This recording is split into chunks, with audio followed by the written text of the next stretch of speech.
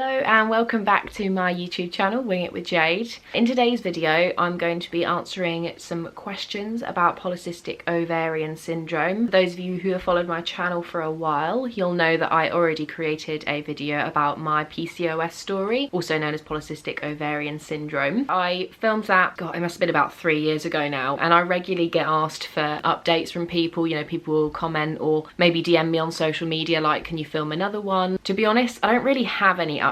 It's still very managed, my PCOS. So my hair is driving me nuts.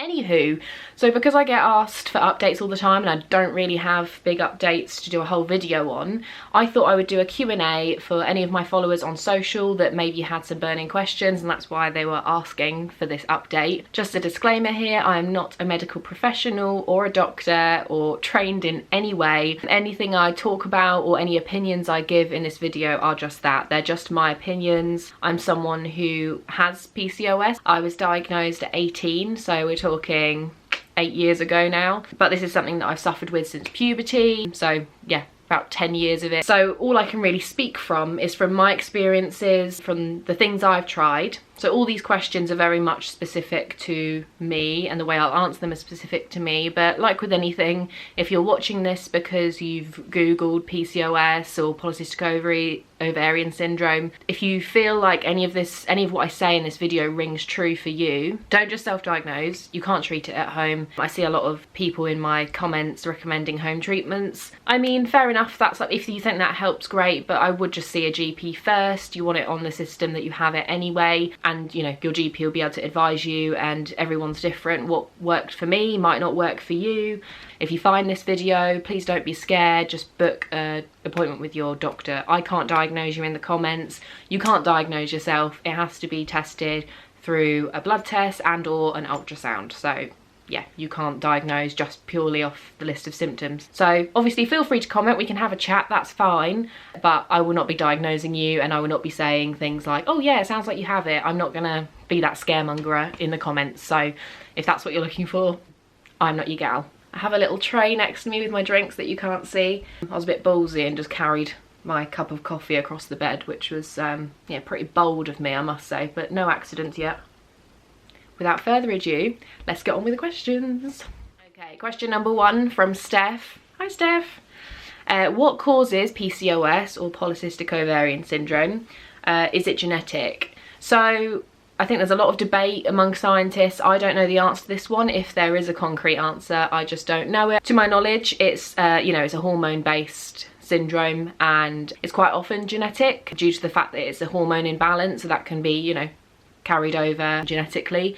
I don't know the exact cause. I think if we had an exact cause for it, then we'd be able to counter it. So I'm pretty sure no one knows exactly what's causing that hormone imbalance. Can PCOS be cured? Not to my knowledge. If it can be, comment below please. But no, I don't think it can be. It's a case of managing it, and I don't think it really goes away. It's not something that like could just sort itself out. If you have it, you have it, and everyone that has it to varying degrees. So I would probably say I have it fairly mildly now, whereas when I first, you know, was diagnosed and I was having all the problems that led me to go to the doctors to get a diagnosis, I wouldn't be able to say that I had it terribly. Do you know what I mean? Like, no, the doctor didn't say you've got a terrible case of it. They just say that you have it. Yeah, to my knowledge, it can't be cured. Could be wrong, but I just feel like if it could be cured, I'd like to think I'd know. That's terrifying. What a thought. Is PCOS painful day to day or just around period time? Again, this varies person to person, month to month. If I answered from my 18-year-old self just before I got diagnosed, it was pretty much all the time, but definitely worse when my period was due. Before I was diagnosed, before I was taking medication, it was certainly a lot worse around period time. I wasn't getting my period, which is why I say when my period was due, I didn't get my period, but I was just getting like crippling pain. Not even just period pain, it was like period pain had a baby with the devil, and then the devil had a baby with that baby. That is the pain I would describe. It does vary. So for me at the moment, being on the contraceptive pill, I just feel like I get quote unquote normal levels of period pain, and in between periods I'm not getting any sort of unusual pain that I would associate with PCOS. However, yeah, if I were to come off my medication that's helping with my symptoms, then that would be a completely different story, I'm sure. I'm getting hot under these lights. But then I can't just wear this because I look naked. Oh, the struggle. I have to have lights on in my room because it's so dark in here. But then after you sit under the lights for about 10 minutes, you're all of a sudden really hot. How does it affect your life? So I'm going to answer that from my personal point of view. Day to day now, as I say, since I've gone on the contraceptive pill, I find that it doesn't really affect my day-to-day life anymore. However, you know, the symptoms that come with PCOS, some of them I suffer from. Struggling to lose weight, definitely one of them. Luckily, I fall into the kind of healthy bracket if we're going by BMI, which I tend not to, just because I think it's a very closed-minded way of looking at the human body. However, I'm looking to lose roughly a stone, just all over body fat. And whenever I'm at this weight, I just really find it difficult to kick that stone. In fact, at any weight, if I were to gain 2 stone in the next couple of months, it would be an absolute nightmare trying to work it off. I could be in a calorie deficit every single day, be working out every day, and I just don't lose weight at the same rate as someone that doesn't have PCOS. But it's something to do with your insulin levels when you have PCOS. Your body isn't creating, is it insulin or inulin? Google. All right, this is off NHS, so this is written for like the average person to read. The reason that people with PCOS find it difficult to lose weight is to do with their insulin levels, and I'll just read directly off NHS just so I make sure that I don't get this incredibly wrong. So insulin is a hormone produced by the pancreas to control the amount of sugar in the blood. It helps to move glucose from blood into cells where it's broken down to produce energy. Insulin resistance, which is what you get commonly when you have PCOS, one of the symptoms. Insulin resistance means the body's tissues are resistant to the effects of insulin. The body therefore has to produce extra insulin to compensate. High levels of insulin cause the ovaries to produce too much testosterone, which interferes with the development of the follicles, the sacs in the ovaries where eggs develop, and prevents normal ovulation. Insulin resistance can also lead to weight gain, which can make PCOS symptoms worse, as having excess fat causes the body to produce even more insulin. So you're kind of in this hormone chemical imbalance juggle all the time. Your body doesn't want to break down sugar. You know, it's resistant to doing that. It's resistant to doing that in the way a normal body would. And so, yeah, it's really commonly reported that if you have PCOS and you gain weight, it's almost impossible to lose it. And it's so much easier to gain it as well because all this sugar is not being processed and turned into energy the way it should be. So yeah, I'm not a scientist. My bestie Bude, who is, will probably watch this and be like, oh, have I taught her nothing? When it comes to the sciencey bit, it kind of goes over my head. I understand it at the level I need to, which is just, I struggle to lose weight. I've got to be careful how much sugar I have. So that's the part of PCOS. You know, my skin, the way that my hair acts as well, they're all things that affect me with PCOS. But in terms of the actual pain, I'm happy to say that's managed at the moment. But yeah, in terms of the symptoms that are like, you know, you get thick hair, you can also lose hair, luckily not one that I've suffered with yet. You get thick hair, you lose hair, you tend to get oily and quite clogged skin. You can get facial hair. Again, I'm very, very fair, so if I do suffer with that, I haven't noticed it yet. So again, very fortunate. Not just facial hair, you can get hair or excess hair all over your body. So I do have quite hairy arms. So yeah, there are lots of symptoms that will affect you day to day, but to be honest, these are things that most women suffer with. So I try not to let it bog me down, but I appreciate that some women out there will have it a lot worse than I do. You know, I would say that each symptom I have fairly mildly. You know, there are people out there that have PCOS and they end up with a full-grown beard that needs managing. However they choose to do that, that affects their confidence, you know, or you get people that have gained a severe amount of weight and they really struggle to lose it.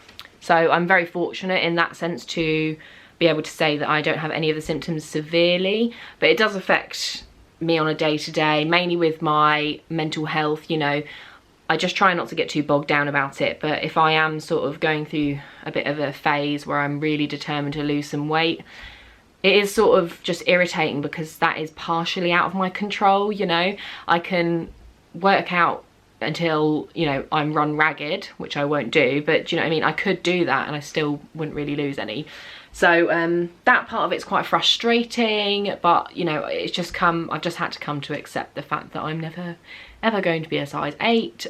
This is my body, and it's now, you know, I'm now at the stage of my life where I'm learning to love my body rather than just trying to change it to what I think it should be. And I'm just very fortunate that I've never gotten so overweight that like it's become a really big problem, or potentially a health issue in another way, you know, leading to diabetes or anything like that. So yeah, it does affect me day to day, but sort of more mentally actually rather than physically, just because of all these little small symptoms in my case that I can't really do much about apart from just manage them. Oh, this one's a good one. Again, this one's from Steph. So, has it influenced your future with your partner? No one's ever asked me that before. I don't know if it's because of my age or what. Has it influenced my future with Ryan? No. I mean, it's interesting, like we've had the children conversation. That's the only time that I would, you know, he knows I have PCOS, he knows certain symptoms, so like my skin, you know, anything that I'm self-conscious about, I've raised with him, and I've not like blamed my PCOS, but obviously been like, oh, I can't really do much about that because of that. We've talked about kids, and I've had the discussion, you know, if when it comes to it, if I can't have kids, is that like a deal breaker for you? Because I won't know until I try. Yeah, like I kind of have raised it because I feel like it's his right to know, in the sense of it is a risk. I mean, it would be fairly unreasonable for him now to be like, I'm dumping you because you might not be fertile. But you know what I mean? Like, it's just something that I feel like when you're in a fairly serious relationship, for me, it just felt like a right thing to have that conversation, just to make sure that, like, if kids was an absolute deal breaker for him, like, would he consider IVF? If that didn't work, would he consider adoption? You know, if I can have them, I would like one. If not, I would be upset at the fact that that chance has been taken away from me, and that like my ability to have a normal life, you know, being taken away from something I literally can't control. I'd be upset from that point of it, but I wouldn't feel unfulfilled if I didn't have kids, basically. So that's just my personal standpoint. I'm not taking it away, like I would be devastated if I couldn't have kids. But yeah, it's been a conversation with Ryan, hasn't influenced our future because we're not that passionate about it. Maybe that will change. I'm only 26, so you know, in 10 years time maybe my opinion will change and I'll be like, I need babies. But right now it hasn't changed anything with me and Ryan. We're very much, you know, we've been together for 3 years now, but we're not engaged. We still live at home, but we're saving to move out. We're not thinking about kids right now, so it hasn't influenced us yet. Does it affect fertility? Yes, it can, in varying degrees, again, person to person. So I don't know if my fertility's been affected, and I won't know until I try to have a child. So that's the kind of scary part of it for me, the not knowing. I'm a massive control freak, so in an ideal world I would just know whether I was good to go or not. But yeah, there are some people, unfortunately, who won't be able to conceive their own children naturally due to PCOS. Heartbreakingly, you know, some people that will be more prone to miscarriages. Yeah, unfortunately that is a rather devastating side of PCOS. However, not everyone, and again, it completely depends on your body and also, you know, how badly you have PCOS, how late it's diagnosed, things like that. I know of numerous people that have it and have happily had 2-3 kids, even in, you know, sort of later life as well. So if you have it and you're watching this, don't panic. It doesn't necessarily mean that, it might mean that. So it's just one of those things to bear in mind, but please don't lose sleep over it. Again, this is interesting, and I've not been asked this one before. So has it sped up the normal timeline at all? No, not for me it hasn't. I can imagine for some it might, but again, I think those people probably fall into the category of I really want to have children. Again, I just don't know if I do. I'm not so career driven that that's like all I care about, but I certainly am very career driven. My camera just turned off, how rude. I went over 30 minutes. I hope I can edit all this down. Why am I talking so much? So I want to kind of establish myself in my career. I want to move out. Like, I don't think it's fair to have kids in this house under my mum's roof. Yeah, so no, not for me, it hasn't. However, it, you know, it's kind of like a ticking time bomb. The older you get, for anyone, every year that goes on, that you know, you lower your chances are for fertility. So it is something that's in the back of my mind. You know, if I leave it to 35, I'm just increasing the risk for myself. But at the same time, I am just very conscious that I want to live my life, and I don't want something like this to hang over me like the sword of Damocles and decide what I do with my life. Ultimately, if I had kids right now, I'm not currently feeling ready for that. I mean, if I had them, I'm sure I'd adapt and it would be fine, but yeah, it's not something I'm planning to do at the moment. Maybe in the next 10 years, probably. Can't see it in the next 5, meh. So no, it hasn't sped up my timeline. Does it affect your sex life? In a word, no. Again, if I wasn't on the contraceptive pill, if my pain wasn't managed, yes it would, because of, again, the crippling pain, the fact that it's in, the pain for me was in my lower abdomen. It would affect my sex life in the sense that I would be in too much pain and, quite frankly, not in the mood for it. But yeah, I'm on the pill which manages my pain and my symptoms, so no, my sex life is healthy and happy. Is PCOS talked openly among friends? I assume you mean, do I talk about it openly among my friends? Yes, I think everyone I'm friends with, including my colleagues at work, I think everyone, I mean, I'm putting it out there on my YouTube channel right now. I don't hide it. I don't see why I would. It makes me sad to think that some people, especially young girls that are diagnosed, probably have this level of shame with it. I say probably. I have young girls frequently sliding into my DMs and asking me about PCOS and saying they can't tell their family because they're so ashamed, and oh, I just want to cry just saying it. I just think that's so sad and such a shame, because this is a hormonal condition. It's completely out of your control. If you've been diagnosed with this, you've done absolutely nothing wrong. This doesn't make you a lesser human being in any way, shape or form. You are wonderful and you are individual. And I just think the more we talk about this in public spaces, the less taboo it becomes and the more educated people become. So then, you know, the more that other people will realise that you're just a human being, and this is just something that, unfortunately, you know, we don't have a cure for. We don't even have, to my knowledge, that good of a treatment for, but there is a community of us. And if I've just described you know, being a young person who has been newly diagnosed and has no one to talk to, please do message me. I always respond to everyone that messages me about this. I hate the idea of someone going through this alone. So comment below, message me. On my last video, actually, there's a lot of fantastic women, young girls on there that, you know, they'll comment and other girls will comment back and help. So please don't feel alone. And yeah, I talk about it openly with everyone, including you know, co-workers, including male colleagues. I really don't care, because I'm sick of the idea that I should hide it, because why would I? I'm not talking about my genitals at work. I'm talking about a hormonal disorder that I live with every day. So I will talk about it and I won't stop. And I implore you all to do the same. Did you go on the pill? And if you did it help any symptoms? So yes, when I was first diagnosed, I was put on a pill called Rigevidon, and I was on that for about, I would say, 3 or 4 years. I actually came off it because I found that my moods were going up and down a lot. But again, this was like when I'd already been on it for 4 years. But I was actually in an unhealthy relationship at the time. So when I came off it and changed to my current pill, which is called Jedorel, my moods improved. But then again, I also came out of a really unhealthy relationship. So like it could have been either or. I hear from lots of people that the contraceptive pill makes their moods go like this, especially if they have things in the background like anxiety, depression. I do have levels of anxiety, but not chronic, and I've learned how to deal with day-to-day anxiety in my adult life. But yeah, the contraceptive pill for me works fine, but I know for others it's a bit of an issue.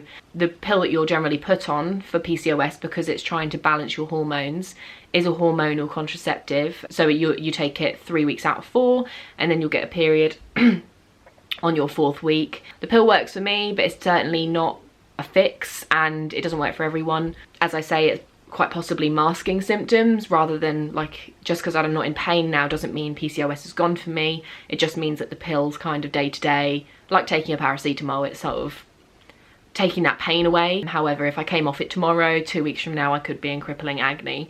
So yeah, it's something that works for me, but in the future I think I might book a doctor's appointment or just have a telephone call with the doctors just to ask, has there been any advancement with PCOS? Do you have any medical treatments now that aren't just like me plying myself with hormones trying to counter my testosterone? That would be good to know. But hey ho, the NHS are a bit busy right now, so perhaps I'll pop that one on the shelf. Paulina's asked, have you tried a dairy and gluten-free diet? If so, did you see any difference? I've seen a lot about this with PCOS, you know, cutting out dairy, cutting out gluten, and people seeing improvement, particularly with their skin. Me personally, I love food, so I don't cut anything out. I did once try a keto diet, which is low sugar, low carb, or like no sugar, low carb. I didn't do it very strictly, but I basically, you know, cut out as much carbs as I could be bothered to. I did notice an immediate difference. I had like increased energy and stuff like that, but I did it for about a year, and by the end of it I was like, what's the point? Like, all I want is sugar all the time because I'm not getting any of it. So yeah, me personally, I tend to stay away from cutting out foods unless I have to. I'm very lucky that I don't have any allergies at all. I have a bit of IBS, so I have to avoid some foods like tomatoes or like acidic fruit. But apart from that, I can eat pretty much anything, and how I kind of view it is I'm very lucky to be able to eat so much, so I don't really want to cut stuff out. So the quick answer to that is no, I haven't tried those things. The longer answer is I don't really have a lot of dairy anyway, and gluten, I probably eat more gluten than I think I do. Gluten's in everything, isn't it? But dairy, I don't have milk in my coffee or tea. I have oat milk or Alpro chocolate milk if I want to treat myself. And cheese I have on a like sort of rare occasion with a meal. Eggs I never have. I've got 2 vegans in my house, so we have dairy-free butter. So I don't eat a lot of dairy, to be honest, but like that was not intentional. I've just sort of phased it out over time. So long answer is no, I haven't tried cutting those things out, but to be honest, I don't eat loads of dairy anyway, so sorry, I couldn't be a bit more helpful there. If you did though, let me know if that worked for you. That would be interesting. And I'd also want to know what symptoms that would help. Is that just for skin or is that for hair? I'm imagining dairy in particular. I've heard that that does improve your skin once you cut that out, because dairy's a bit gross, isn't it? If you have any more questions that I haven't answered in this video about PCOS, please leave those in the comments, or come find me on social media and send me a DM. You won't be alone. I get DMs all the time from women asking about PCOS, and I honestly don't mind a bit. That's kind of what I'm here for in that way, and I like to feel that I'm helping. So you won't be bothering me if you send me a message out of the blue like, hey Jade, I'm just wondering this about PCOS. I'll be like, ah, friend. Because although I speak about this quite openly, yeah, I don't have many people in my day-to-day life that have PCOS, so it's quite refreshing to be able to chat to someone. So yeah, if there's anything I haven't answered, please do send me a message. Also, if you want me to film another PCOS themed video, just let me know what topic you want me to focus in on, just because, as I said, I don't really have any updates to give you from my last video, so I don't just want to like do a video where I'm basically saying the same thing. So just leave me a comment down below and say, Jade, I want you to do a video about PCOS, but specifically about, yeah, diet maybe. I could talk about my keto if you like, the fact that I cut out sugar for a year and the fact that it pretty much did nothing for me. I didn't lose a 10 ton of weight, by the way, when I cut out sugar. Like you'd think it would, because this insulin thing, but this is again proving that my body isn't reacting the way that maybe a normal body would. So yeah, just drop me a comment down below if you have a specific topic that you want me to cover about PCOS, and I will. So I really, really hope you enjoyed watching this video. If you don't have PCOS, never heard of it, I hope you learned something new today. If you do have PCOS, perhaps you're newly diagnosed, or it's just nice to watch someone talk about it because you don't get much of that. Hope you enjoyed it, and I hope it helped you either mentally or just like gave you some extra info that you didn't know about. As always, if you liked this video, please give it a massive thumbs up and subscribe to my channel. And don't forget to click the bell notification once you've subscribed, and that will just notify you every time I upload a new video. So thanks so much for watching, and I'll see you next time. Bye!